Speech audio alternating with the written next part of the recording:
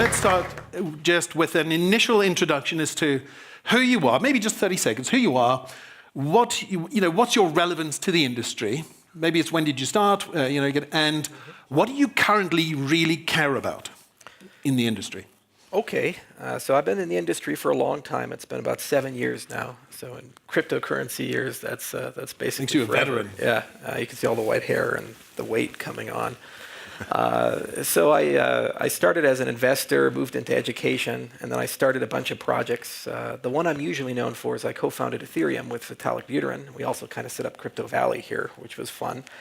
But now I run a company called IOHK. We're an engineering and research firm. We have about 150 people. We operate in 16 countries, and we're both on the enterprise side as well as the cryptocurrency side. We build cryptocurrencies like Cardano, for example. We also write peer-reviewed research papers. We've published over 40, and 20 of which have gone through peer review at major venues like CCS, Crypto, and so forth. So I kind of have my dream job. I get to design cryptocurrencies from the ground up, do all the science, build them, bring them to market, and see what happens. But then we also get to connect them to permission ledger systems like supply chain management and so forth. And so it's really cool to do that. Okay, we're going to ask you quite a bit more about that. Somebody asked me, how should I describe Charles? I said, well, let's say you're a nation and you want a national cryptocurrency. You go see Charles, right? That's what you do.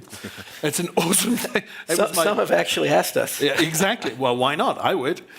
Andy, great to see you again. Same thing, a little bit of background, and what do you care about at the moment? Hey everyone, my name is Andy Bromberg.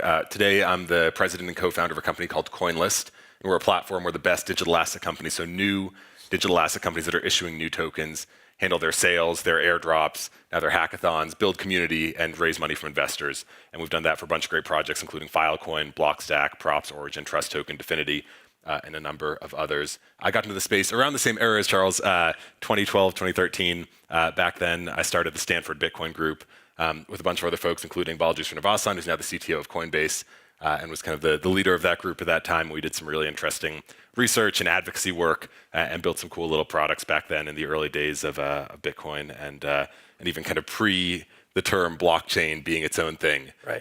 So that was fun back then, but it's been a fun 6 or 7 years. It was a lot smaller back then. It was a lot smaller back then. That's interesting because that's about 7 years for each of us, and if crypto years are like dog years, that's roughly 49, 50 years of me. So maybe it's 150 years of blockchain experience between the three of us.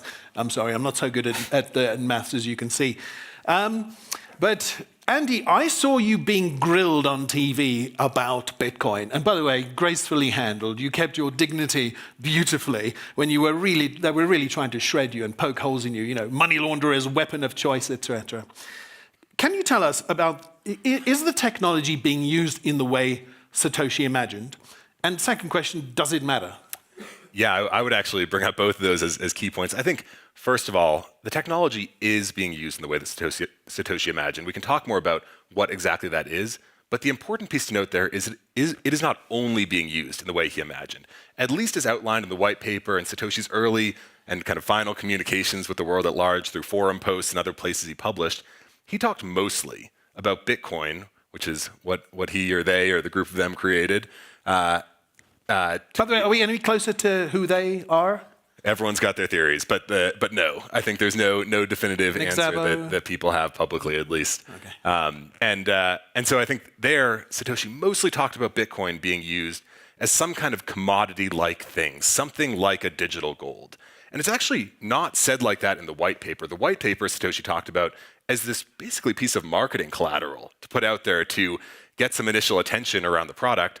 But in the source code, in the forum posts, and his other communications, or their other communications, most of the talk was about kind of commodities and how can Bitcoin become this durable store of value. But the second piece, and yeah, not to rattle the cages too early on this question we have up on the screen here, but I'm not sure it really matters if we are living up to Satoshi's vision. Satoshi put this technology out into the world with a white paper and a code base and some ideas, really just personal opinions about how it should be used.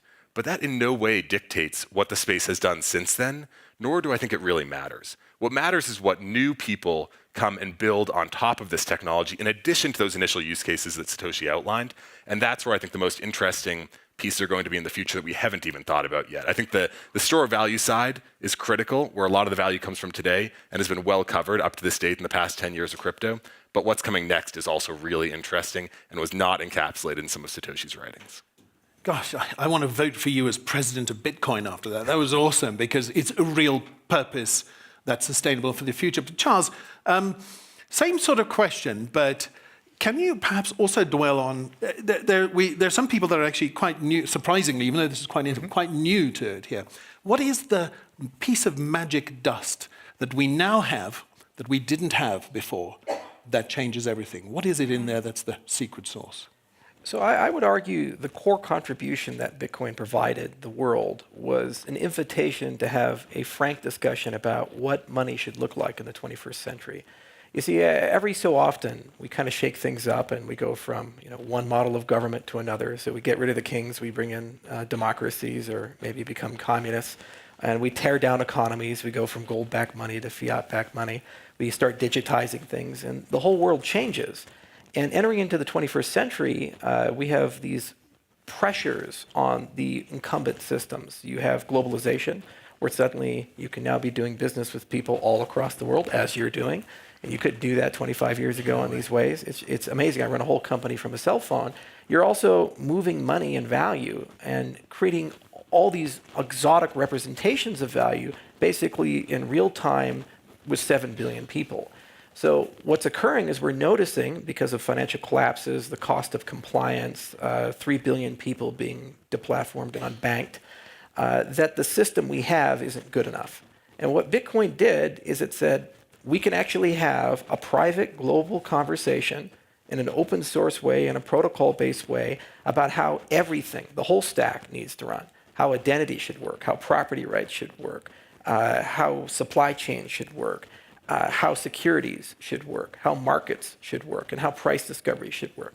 Now, as with all things, there's a lot of failures, and we see that with ICO mania and so forth. But I think the primary contribution of Bitcoin was just letting people know that it's okay, the conversation needs to start. And 10 years into it, it's become just such a vibrant and rich conversation. I was recently in Mongolia. It's an interesting country. It's 3 million people, 900,000 are nomads. And I was out in the outskirts of Ulaanbaatar, and we met a camel herder, and he has Bitcoin. Just think about that. Awesome. Camels running by. This is a country where people follow the animals don't follow them. They go wherever the animals go. And digital currencies are starting to get penetration there. And his whole notion of money is now changing as a consequence of that. So I think that's the secret sauce and the magic dust. And if we continue that thread, we'll end up with a considerably better, more inclusive and fair system than the one we currently have. Hopefully. Andy, if you were to, do some crystal ball gazing today, let's say we're on this panel, right, 5 years from now, how will society have really benefited? What do you think the standout use case of the technologies? I don't mean necessarily Bitcoin, I mean the technology. Yeah, I would actually go right back to what Charles was just talking about, which is this new form of money. And one thing to note here is when you talk about money, money has a lot of different uses. And you'll hear these terms thrown around in the crypto space: medium of exchange, unit of account, store of value. These are all different use cases for money. You're using it to store value, using it to denominate how much things cost, or using it to use as a medium of exchange to actually pay for things. Those are all encapsulated in what money is. And I think what's so interesting about this space, whether it's Bitcoin or something else, like Charles was saying, is that there are a massive number of people, and we're talking world scale here, like he said, billions of people, that have become disenfranchised from our financial system in some meaningful way, either because the world has moved to a banked society. So this is an important transition that happened in the world. It used to not be a problem if you were unbanked, because very few people were banked. And so it wasn't a requirement for participating in the sort of economy that you participated in. But with this economy becoming increasingly global, commerce moving towards the internet, moving towards digital transactions, it has become a requirement for participating in the global economy that you are banked. And many people, billions of them, are not, or they've been deplatformed and they don't have effective usage of their money. That is catastrophic. So there are two ways to solve that. One is to allow the global financial system to fully encapture everyone, allow everyone to be onboarded to this new system that has been created around banks and these forms of transmitting money and these types of money that exist, and make sure that it's an equitable arrangement for all of them.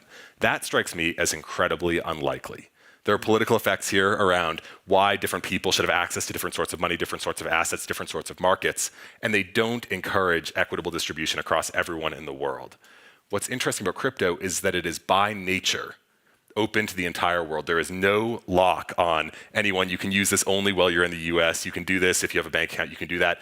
Like Charles said, the nomad in Mongolia can sign up on their phone, not even a smartphone necessarily, and start participating in the same digital economy that I am participating in, living in San Francisco, working on a computer all day, all night, having been in the crypto industry for 7 years. And that new definition of money, that participation, is what I think in 5 years, 10 years, 100 years, is what will really matter from this revolution. Okay, so then, Charles, the question is, there are some barriers to that happening. Will they be political or technological? I think they're both. There's first a global trend to de-dollarize the world. You know, the perk we got from winning World War II in the United States was that we kind of got to run the whole world money system. And so we enjoyed that for a while, but that dominance is coming to an end. And now there's a big global conversation of, well, where is the world financial system going to go? And there's a strong desire for this not to just be handed to another empire like China, rather to have this be a bit more federated and a bit more fair to all nations. So this kind of entangles everything, because what we look under the hood is that the world financial system tends to have been weaponized for geopolitical ends, embargoes, or hunting down people who've committed tax evasion. Suddenly a whole banking system can be upended, all their privacy laws thrown away, their national sovereignty thrown away. So one dimension of cryptocurrency is it's a kind of a counter-reaction to larger incumbents and saying, look, we're going to try to resist any attempt to reform the structure to make it look like the old 20th century. And we see this with Russia and Venezuela, like with the petro. So that's one major dimension, and that's a huge component of the conversation because it provides a huge amount of business and technical requirements behind how these systems need to work and how we as consumers will interface with them. On the technological side, there's already enormous progress in making cryptocurrencies consumer-friendly. When we were in the game, we didn't have many wallet options. Now you have copay and all these things and hardware wallets, and year by year, that will continue to get more elegant, easier to use. Also through trusted hardware, you can even use these things offline. So for example, we do a lot of business in Africa. We have an office in Addis Ababa, and one of our projects we've been working on is we've been trying to figure out ways to do offline, off-chain transactions. So you can just move private keys between trusted hardware. What does that mean? It means that you no longer need an internet connection, and you can just use your everyday cell phone and be in the middle of nowhere in Africa. And suddenly, suddenly you can use this as if it's cash. So that will come, we'll do it, other people will do it, and that will extend this into the billions of people who need it. So now, when I think about what you just said, and I imagine the regulator explaining that to a central banks and regulator conversations, I don't expect they're going to rush to do that. Well, but it actually can dramatically help regulation in many ways, especially on compliance. So let's think of just KYC and AML as it is right now. It's a terrible system for everyone. It is. The MSB is basically put in a position where they have to learn as much as they can about their customer, spy on their customer, and if the customer does something wrong, file a suspicious activity report. And it doesn't work, as evidenced by the billions of dollars of fines every year that have been doled out. And no one's really happy, and the cost keeps going up, so much so that some banks don't even want to take US customers, especially here. Okay, so what if you had a system where you can turn the whole thing on its head? You have data warehouses, and people can build portfolios with them. The MSB then can do KYC on a transactional basis using zero-knowledge queries. What does this mean? It means that you just send some money. Using what? Zero-knowledge? Queries. So you could just send a transaction to a bank, and it'll just sit in pending, and they play a game of 21 questions. The regulator writes the questions they ask, they query the warehouse, they get yes, no answers back, and they keep going until they get enough certainty. And that means you've now completely fired the compliance desk, you've completely automated the entire process, you've got absolute certainty from the regulator that if he asks those questions, you're following compliance correctly, and then the SAR reporting is someone else's responsibility, not theirs. Okay, so these types of systems will come in Europe, they'll come in Africa, and eventually they'll come to America. Can I ask, are you both American citizens? Yes. Both of you? In fact, we just moved to Wyoming from Hong Kong. Really? Yeah. Congratulations. Now, what that means... I got my boots on. No, what that means, you mentioned this earlier, by statute, you are not allowed to buy the Venezuelan petro. Yep. That's right. Actually, very interesting. I met the lawyer that wrote that executive order, because I was amazed at how well written it was. I thought, how does that administration know how, all this stuff? Because they hired a great lawyer to do it for them, and it was very good. So what do you think about that? Are you happy about that? Maybe you unhappy about that? That we can't buy the petro? Yeah. I don't think I'm a free marketeer, so I'm opposed to anything that says this person can or cannot buy this as a category. So a U.S. citizen cannot buy the Venezuelan petro. I don't like that as a free marketeer. Do I like the petro? I also do not like the petro and do not intend to buy it, nor am I looking for ways to buy it anytime soon. But I do not like that, and I think part of the promise of this cryptocurrency idea is that it kind of gets rid of that in a lot of ways, and you can move towards a world where you get these markets. And one way to think about crypto is that it's truly building markets for everything. Cryptocurrencies, at least by their original definition, are decentralized. When you have a decentralized product, so an asset that is decentralized, its creation is decentralized, that means that there is no central party that is compelling the actors in the ecosystem to do certain things. No one can say, hey, we're upping the percentage for you to do this, we're lowering the percentage for you to do this to enable it to work. It has to work in a decentralized manner. How do you get people to behave in a desired way in a decentralized manner? You build incentives for them. And if the incentive system around a crypto asset isn't right, it won't work. So you need to build from the beginning, or at least somehow upgrade it to a system where the incentives are well aligned and the markets are well aligned to enable every single person who is important in the functioning of that crypto asset to behave in a way that enables the growth and flourishing of that asset. Something I think is really interesting about crypto is this idea that it actually enables markets for everything. For any use case that crypto is building, it requires its incentive system to be right. It requires the market to be right for the goods and services that need to be created and used on that platform, on that asset. And you're building new markets for these. And that, to me, is such a core idea of this. I only mentioned it as an example of state barriers trying to be imposed on an industry, and your answer was probably most apposite. I mean, they're always going to exist. The U.S. government, for example, says you can't buy heroin, yet we apparently have a lot of consumption in the United States. Yeah, but actually, marijuana is changing. That's definitely true. But just because the government says something is illegal or you can't do something, there's still going to be organic natural demand within an economy for that. And some governments even tolerate these things, like Japan, for example. So that's one point. But the other side of it is that the petro in particular is just a great example of the pricing of faith and credibility of a government. Really, the only way the petro is worth something is if you believe Venezuela can hold its promises. And that's why I don't think the petro is going to be worth anything, because historically they haven't. We have the same issue in Africa. There's all these nation states that say, oh, we've wrecked our entire economy. Let's get into this cryptocurrency thing because that'll fix everything. And then we actually get into the business and technical requirements and the discussion with them, and they say, oh, we want to control everything. We want to be able to change the monetary policy at any time. We don't want to have any auditing on the reserves if it's resource backed. They clearly don't get it. Yeah, I was like, okay, so in other words, you just want to do the same thing you're doing, but use different technology, right? So these things come and go, but I think overall what's happening is we are moving into a world where people are going to end up in the 21st century having much more freedom over choice of what they get paid in, how they pay people, the assets they can hold, the assets they can trade, and the markets that they can trade on. It does not make any sense to create all these siloed marketplaces and say that they're all going to be isolated from each other and only certain gatekeepers can control them. So those walls will come down, and we're going to stop looking at assets in terms of, well, that's just a commodity, or that's land, or that's a currency. We're just going to have this notion of a universal wallet. And one day, very soon, you'll be able to go into Starbucks and grab your cell phone and tap, and you paid in airline miles, and they got paid in francs. Or you paid in Microsoft stock, and they got paid in francs. And there's some sort of series of decentralized market making that lives in between that makes that completely frictionless and easy for both sides. That's the world we're moving to, and governments are going to have less and less say over those particular portfolios. As a final point, we have an office in Ukraine. For 3 years, I have been paying my contractors in Bitcoin there. I can't get them to accept the local currency. They don't even want to be paid in euros at this point. They say, just pay us in Bitcoin. For 3 years now, regardless of all the volatility. So the world is really changing. I like that. Andy, would you mind explaining your taxonomy of the evolution of tokens? I saw that and I thought that was interesting. And also, can you dwell on trust and profit tokens? What do they mean for the future? Yeah, absolutely. So, and I'll run through this really quickly, helpful with some visuals too. You've got about a minute because I want Q&A as well. Perfect. So you can imagine a 2x2 matrix where the x-axis is whether or not something is a security, so an investment basically. Is it purely an investment, yes or no? and the y-axis is where does the token get its value? And the two options are either from the real world, and I'll explain what that means in a sec, or from activity on a token network.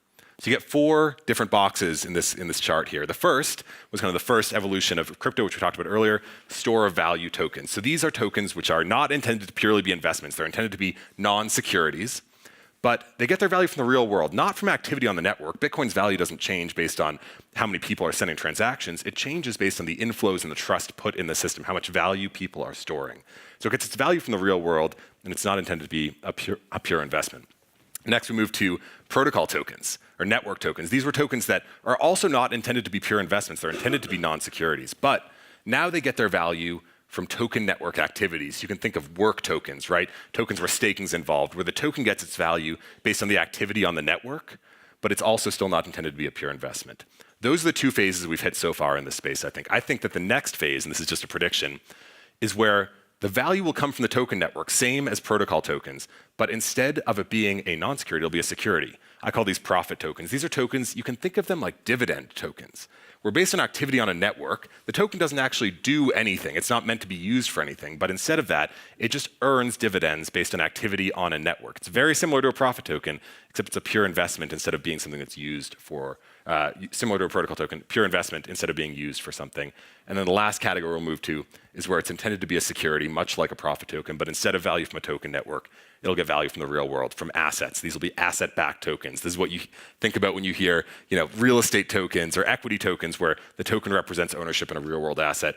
And I think as you march through those phases, store of value to protocol token to profit token to asset-backed token, that's the way this industry is going to evolve in its early days. There is a YouTube video, I think, of that. I think I saw you drawing that for a group somewhere. And I kind of like that. So if you want to find that, look for Andy Bromberg or find me later. Yeah. But while you're here, please thank you very much for being our first panel and accept some Swiss gold in the form of Sprungly.